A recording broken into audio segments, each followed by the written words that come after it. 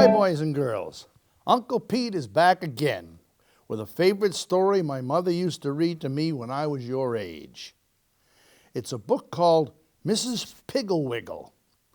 Mrs. Pigwiggle is a special magic lady who lives in an upside-down house filled with animals, games, and toys.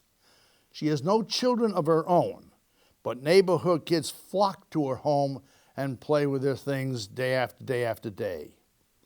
And she is also somewhat of an adult guidance counselor. Whenever parents have problems with their child, they call Mrs. Pigwiggle for advice. This book by Betty McDonald has 10 such stories of cures for things like selfishness, or never want to go to bed, or never bathing. I'm going to read you one of the stories that I think some of you might have problems with, and this is a good way to think about curing them. It's called The Fighter-Quarrelers Cure. Joan Russell opened her blue eyes and saw that it was morning. She saw also her twin sister Anne was still asleep. Joan reached over and gave Anne a little pinch. "Wake up, Anne," she said, making her voice scary and urgent. "Wake up quickly. There's a big black spider in the bed, and it's on your side." Anne awoke with a squeal, leapt out of bed, stubbed her toe on the box of paint she left on the floor the night before, banged her funny bone on the door, and went screaming into her mother and father's room. "Mother! Daddy! There's a big black spider in our bed, and it's on my side! Mother! Daddy!" Mrs. Russell sighed, reached up for her robe. She said in a low, calm voice, "Anne, you didn't fall for that old trick again, did you?" Anne grabbed her mother's arm and jumped up and down, squealing, "But Mother, Joan said so. It's a big black spider." Mr. Russell turned over and yawned. He said, stop jumping and squealing and listen. If there is a big black spider in the bed, and it's highly unlikely, then why is Joan lying in there staring at the ceiling and waiting to be bitten and to be spanked? He added in a loud voice. Anne stopped squealing and listening gravely to her father, but when he finished speaking, her words said, "But Joan said there was a spider, Daddy. She said there was." Her daddy said, "Last one dressed gets the littlest melon," and he jumped out of bed and chased Anne out of the room, roaring like a lion. Mr. Russell sang gaily in his shower, but Mrs. Russell frowned as she dressed. For from the children's room she could hear, "That's my sock. Give it to me. 'Tis not. 'Tis mine. Give it back. Mother, Anne's slapping me. That's my petticoat. You're putting on my petticoat. Give it to me. It's not. It's mine. That's mine. No, it's not. 'Tis too. 'Tis not." Slap, bang, crash, running steps. "Mother!"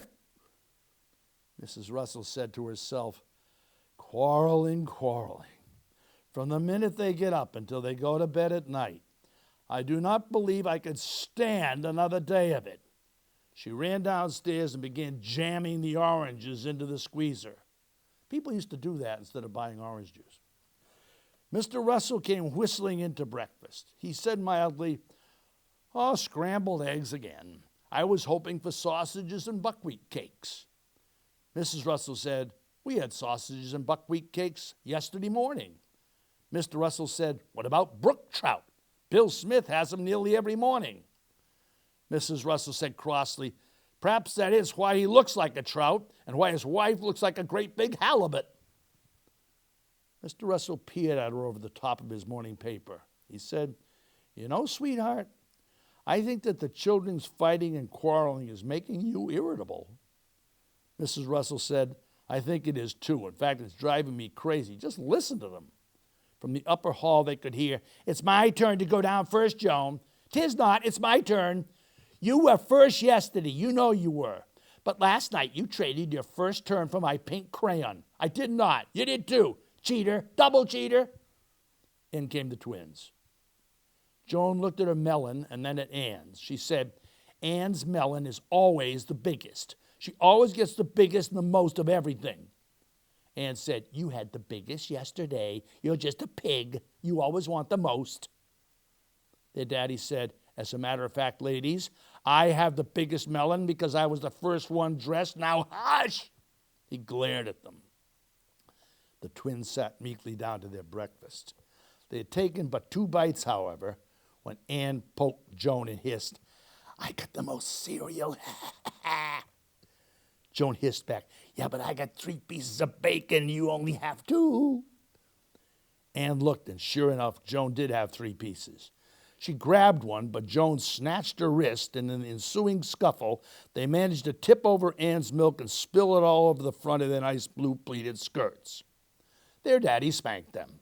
Their mother sponged them off, and they left for school, red-eyed and miserable, but still quarreling. As they rounded the corner, their mother could hear, that big tablet is mine. 'Tis not. 'Tis too. After Mr. Russell had left for the office, Mrs. Russell picked up the telephone and called her friend, Mrs. Quittrick. She said, Mrs. Quittrick, this is Mrs. Russell, the twins' mother, and I want to know if Jasper and Myrtle ever quarrel. Oh, my dear, said Mrs. Quittrick, all children quarrel. Why, yesterday, Myrtle hit Jasper with a big doll and the eyes came out. And then Jasper hit Myrtle with a little hammer out of his nice new toolbox and the head came off. The hammer, and I just told them, came off the hammer, and I told them I just wouldn't have them breaking up their toys that way. Mrs. Russell said, but the children, weren't they hurt? Mrs. Quittrick said, well, I didn't notice. I was so angry at them for breaking their lovely toys, and the doll hospital won't be able to put Myrtle's doll's eyes back for 2 weeks. And you know how hard it is to get hammers these days. Mrs. Russell said, well, thank you anyway, Mrs. Quittrick, and hung up. She poured herself another cup of coffee, and while she drank it, she thought about her little fighter quarrelers. And then she had an idea. She would call Mrs. Piggle-Wiggle and ask her what to do. Mrs. Piggle-Wiggle would know if anyone would. She called Mrs. Pigwiggle and said, Mrs. Piggle-Wiggle, I am Mrs. Russell, the mother of Ann and Joan. Mrs. Piggle-Wiggle said, oh yes, the twins, such darling little girls and so pretty. Mrs. Russell said, but they quarrel so, Mrs. Piggle-Wiggle.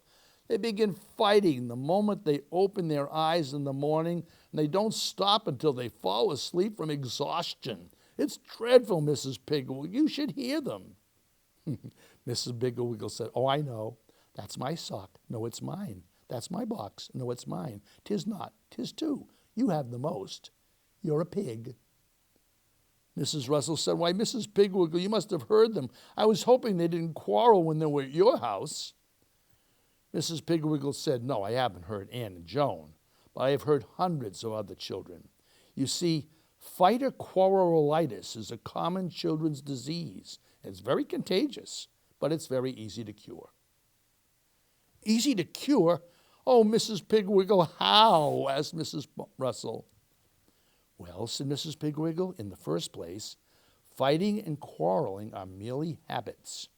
One morning, a child wakens and feels cross, and so instead of smiling at his little brother and saying good morning, he glares at his little brother and shouts, you got on my shirt.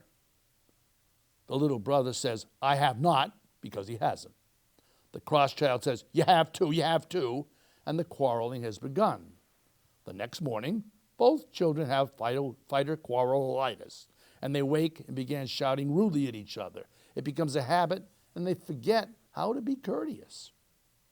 Now, Mrs. Russell, I believe that if fighter quarrelers could hear themselves as others hear them, and see themselves as others see them, they would soon realize how unpleasant they were and would be cured.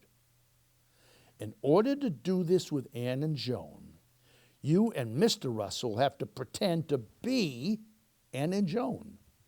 First, write down every single fighting thing that the children say.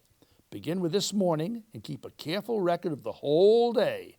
Say nothing to the twins, but tomorrow you and Mr. Russell repeat their quarrels. I don't believe it will be necessary to slap and pinch, but be sure to be loud and noisy. Don't laugh.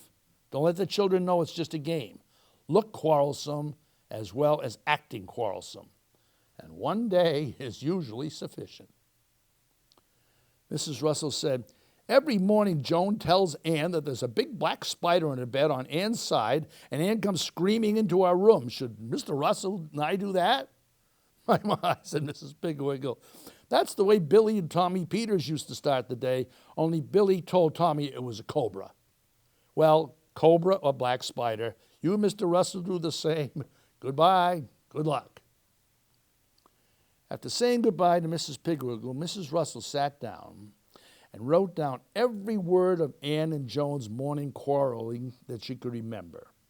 After school, she purposely gave one of them a bigger apple than she gave the other, then followed them around and wrote down their quarreling. She stayed in their room while they undressed for bed and took notes. Fortunately, the children were very productive and fought about the amount of toothpaste on their toothbrushes, whose turn it was for the shower, whose pillow was softest, the amount of room they had in the bed, who had the most covers, whose turn it was to turn off the light, who had the biggest feet, whose mouth opened the widest, who had the most teeth, everything. My, they were naughty and disagreeable. When she'd finished writing it all down, Mrs. Russell handed a copy to Mr. Russell and told him about Mrs. Piggle-Wiggle. He thought it was a wonderful idea and studied his part carefully. The next morning, Joan opened her blue eyes and was just reaching out to pinch Anne when she heard a commotion in her mother and daddy's room, and suddenly the door flew open, and in came Mrs. Russell, clutching her bathroom and squealing, Anne, Joan, quick, there's a big black spider in our bed, and it's on my side. Joan said calmly, how do you know there's one? Did you see it? Anne awoke, and out of habit, she leapt out of bed and ran for the door squealing. Her mother squealed louder, and Anne, surprised, asked her what the trouble was. Her mother began pounding on the bed and yelling, there's a big black spider in our bed and it's on my side. Daddy said so. He saw it. Anne said, but Mother, if there's a spider, why is Daddy in there? Her mother paid no attention to her but continued to squeal, Daddy said there was. I'm scared. Joan said, we better go in and look, Anne. So they solemnly marched into their mother and Daddy's room. Mr. Russell was lying in bed gazing at the ceiling. Anne threw back the covers, and Joan peered into the bed, but all they could see was Daddy's feet, the toes wriggling. Anne said sternly, why did you scare Mother that way, Daddy? Mr. Russell said, was she scared? And jumped out of the bed, ran into the bathroom, shouting at the top of his voice, ha ha ha, my first turn for the shower. At that, Mrs. Russell came flying in from the twins' room and began pounding on the bathroom door, yelling, it's not your first turn, it's mine. You traded me your first turn yesterday for a new golf ball. Mr. Russell laughed rudely and called out, too bad for you, I got the door locked. Mrs. Russell kicked at the door and shouted, cheater, cheater, cheater. Anne and Joan looked at each other. Their eyes were round with amazement. Anne whispered, let's get dressed. And Joan said, yes, let's hurry. And they tiptoed out of the room, closing the door carefully behind them. While they dressed, they could hear their mother and father quarreling. When Mr. Russell came out of the shower, Mrs. Russell said, you use my towel, that's my towel. 'Tis not, 'tis mine. 'Tis not, 'tis mine. That's my shirt. You got on my new t-shirt. Well, you wore my golf sweater. Take off my new shirt. Mrs. Russell began to bawl. She sobbed, you wore my golf sweater and you promised me I could wear the shirt. You're a pig. Mr. Russell said, all right, baby, wear the old shirt. At breakfast, Mr. Russell took a little ruler out of his pocket and measured the grapefruit, and then he took the biggest. Mother snatched it away from him and spilled coffee on the new t-shirt. Mother served the scrambled eggs and gave herself a large heaping plate and Daddy a small serving. Daddy looked at both plates and said, pig. Speaking of pigs, said Mrs. Russell, it's my turn for the car. 'Tis not, said Mr. Russell. It's my turn. You had the car last week. Mrs. Russell said, I only drove up to the drugstore and back last week. You went clear out to the golf club. Mr. Russell said in a very disagreeable way, "It makes no difference to me how far you drove, madam. You have had your turn."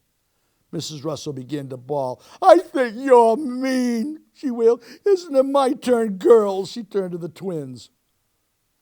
The twins looked at their mother, but they didn't answer. Instead, they asked to be excused, put on their coats, and hurried off to school. Dinner that night, Daddy took the chops up to the bathroom and weighed them on the scales and then took the two biggest. Mother took the biggest baked potato, but she sorted the string beans out one by one so that everyone got an equal share, but they were ice cold. The twins cleared the table and Ann carried in the pumpkin pie.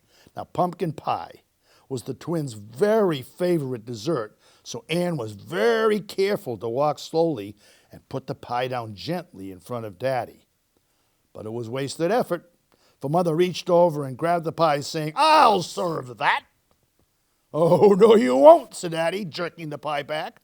"Will too," said Mother, reaching for the pie, but Daddy jerked it off the table and held it over his head. Mother grabbed him by the wrist, and the pie went splat all over the rug. The twins began to cry. They said, "Mommy, Daddy, please stop quarreling. We can't stand it anymore. It's dreadful."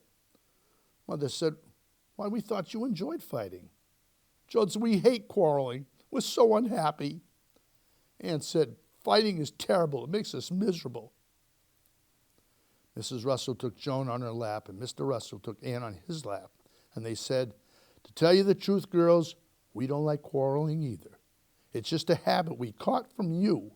Why, we must have been quarreling all day." The twins said, you have. Daddy said, "Tell you what we'll do. We'll all join hands and solemnly pledge that there shall be no more quarreling in this house. Then we'll all walk up to Finley's drugstore and seal the pledge with ice cream. Does everyone agree?" "We all agree," they shouted. So they joined hands and said, "I do solemnly pledge that I will not quarrel or fight in this house ever again." Then they walked up to Mr. Finley's drugstore and had ice cream sodas. And even though Ann saw Mr. Finley put 3 scoops of ice cream in Joan's soda and only 2 in hers, and even though Joan saw Mr. Finley put 2 scoops of strawberry in Ann's soda and only 1 in hers, they neither of them said a word. The fight of quarrelitis was cured. As Robert Burns said, "Oh, with some power the gift he gave us to see ourselves as others see us." Thanks for listening. Well, hello, everybody. We're here to read another book tonight. We have a wonderful selection. I'm sure you've all heard of Jumanji. I'm sure you've heard of Polar Express. And they were books before they were movies, so don't be fooled. But this is Chris Van Allsburg in one of his earlier entries into the world of children's literature. And it's got a very good lesson to it. So I hope you pay attention and you'll always be very good ants, not too bad ants, which is the name of the book that we will be reading by Chris Van Allsburg. The news traveled swiftly through the tunnels of the ant world. A scout had found a remarkable discovery, a beautiful, sparkling crystal. When the scout presented the crystal to the queen, she took a small bite and then quickly ate the whole thing. She deemed it the most delicious food she had ever tasted. Nothing could make her happier than to have more, much more.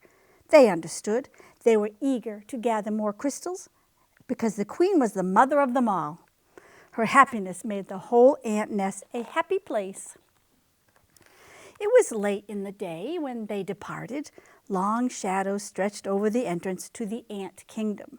One by one, the insects climbed out, following the scout, who had made it clear there were many crystals where the first had been found. But the journey was long and dangerous. They marched into the woods that surrounded their underground home. Dusk turned to twilight, twilight to night. The path they followed twisted and turned every bend, leading them deeper into the dark forest. More than once, the line of ants stopped and anxiously listened for the sounds of hungry spiders. But all they heard was the call of crickets echoing through the woods like distant thunder. Dew formed on the leaves above. Without warning, huge, cold drops fell on the marching ants. A firefly passed overhead, and for that instant lit up the woods with a blinding flash of blue-green light. At the edge of the forest stood a mountain. The ants looked up and could not see its peak. It seemed to reach right to the heavens, but they didn't stop. Up the side they climbed higher and higher. The wind whistled through the cracks of the mountain's face. The ants could feel its force bending their delicate antennae. Their legs grew weak and they struggled upward. At last they reached a ledge and crawled through a narrow tunnel. When the ants came out of the tunnel, they found themselves in a strange world. Smells they had known all their lives, smells of dirt and grass and rotting plants, had vanished. There was no more wind, and most puzzling of all, it seemed the sky was gone. They crossed smooth, shiny surfaces, then followed up the scout to a glassy curved wall. They had reached their goal. From the top of the wall, they looked down into a sea of crystals. One by one, the ants climbed down into the sparkling treasure. Quickly, they each chose a crystal and turned to start their journey home. There was something unnatural about this place. It made the ants nervous. In fact, they left in such a hurry that none of them noticed the two small ants who stayed behind. "Why go back?" one said to the other. "This place may not feel like home, but look at all these crystals." "You're right," said the other. "We can stay here, eat this tasty treasure every day, forever." So the two ants ate crystal after crystal until they were too full to move and fell asleep. Daylight came. The sleeping ants were unaware of changes taking place in their new home. A giant silver scoop hovered above them, and it plunged deep into the crystals. It shoveled up both the ants and carried them high into the air. The ants were wide awake now when the scoop turned, dropped them from a frightening height. They tumbled through space, through a shower of crystals, and fell into a boiling brown lake. Then the giant scoop stirred violently back and forth. Crashing waves fell over the ants. They paddled hard to keep their heads above the water, but the scoop kept spinning the hot brown liquid. Around and around it went, creating a whirlpool that sucked the ants deeper and deeper. They both held their breath and finally bobbed to the surface, gasping for air and spitting out mouthfuls of that terrible, bitter water. Then the lake tilted, and it began to empty into a cave. The ants could hear the rushing water and felt themselves pulled toward the pitch black hole. Suddenly, the cave disappeared, and the lake became calm. The ants swam to shore and found that the lake had steep sides. They hurried down the walls that held back the lake. The frightened insects looked for a place to hide, worried that that giant scoop might come and shovel them back up again. Close by, they found a huge round disc with holes that could neatly hide them. But as soon as they had climbed inside, their hiding place was lifted, tilted, and lowered into a dark space. And when the ants climbed out of the holes, they were surrounded by a strange red glow. It seemed to them that every second the temperature was rising. It soon became so unbearably hot that they thought they would soon be cooked. But suddenly, the disc they were standing on rocketed upwards, and the two hot ants went flying through the air. They landed near what seemed to be a fountain, a waterfall pouring from a silver tube. Both ants had a powerful thirst and longed to dip their feverish heads into the refreshing water. They quickly climbed along the tube. As they got closer to the rushing water, the ants felt a cool spray. They tightly gripped the shiny surface of the fountain and slowly leaned their heads into the falling stream. But the force of the water was much too strong, and the tiny ants were pulled off the fountain, plunged down into the wet, dark chamber. They landed on half-eaten fruit and other soggy things. Then, suddenly, the air was filled with loud, frightening sounds. The chamber began to spin. The ants were caught in a whirling storm of shredded food and stinging rain. Then, just as quickly as it had started, the noise and the spinning stopped. Bruised and dizzy, the ants climbed out of the chamber. In daylight, once more, they raced through the puddles up a long, smooth metal wall. In the distance, they saw something comforting, two long, narrow holes that reminded them of the warmth and safety of their old underground home. They climbed up into the dark openings. But there was no safety in these holes. A strange force passed through the wet ants. They were stunned, senseless, and blown out of the holes like bullets from a gun. When they landed, the tiny insects were too exhausted to go on. They crawled into a dark corner and fell asleep. Night had returned when the battered ants woke to familiar sounds of footsteps of their fellow insects returning for more crystals. These two ants slipped quietly to the end of the line. They climbed the glassy wall and once again stood amid the treasure. But this time, they each chose a single crystal and followed their friends home. Standing at the edge of their ant hole, the two ants listened to the joyful sounds that came from below. They knew how grateful their mother queen would be when they gave her their crystals. At that moment, the two ants felt happier than they'd ever felt before. This was their home.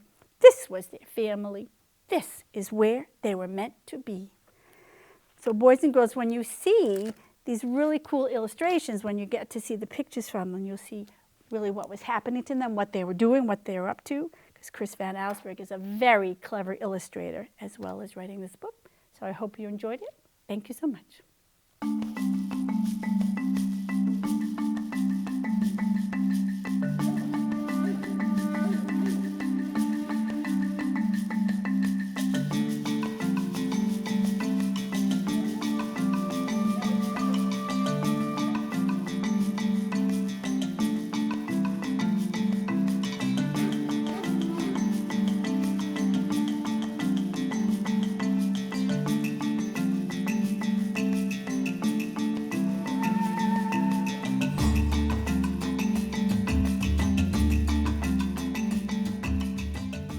Thank you for watching Lunenburg Storytime, the books we love. If you'd like to get involved and become a reader, we'd love to have you come into our studio and read a book that you love. Our contact information is lunenburgaccess@gmail.com. So send us an email today and let us know if you'd like to become a reader. Thank you.